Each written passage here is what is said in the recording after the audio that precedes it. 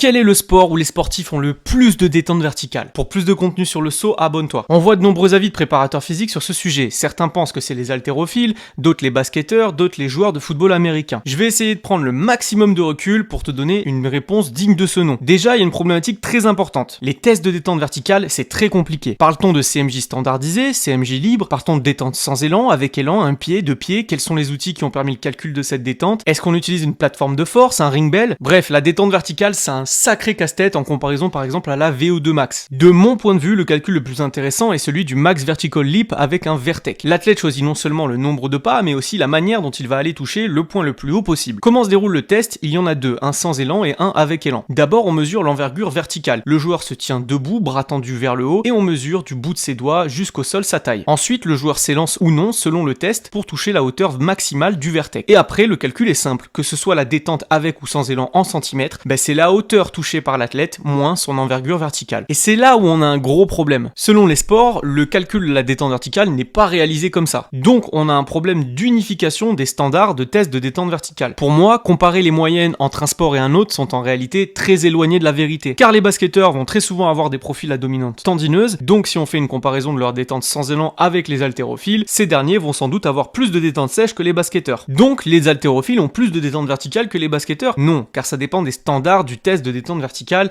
et des outils utilisés. En plus de ça, la détente verticale, si tu suis mon compte, tu sais très bien que c'est extrêmement dépendant de la fatigue de l'athlète. On peut avoir un athlète à son maximum sauter à 1 mètre de détente verticale et ne fournir que le jour du test que 80 cm parce qu'il est fatigué. Mais le problème, c'est qu'on pourra pas le tester un autre jour. Si cette vidéo t'a plu, pense à t'abonner.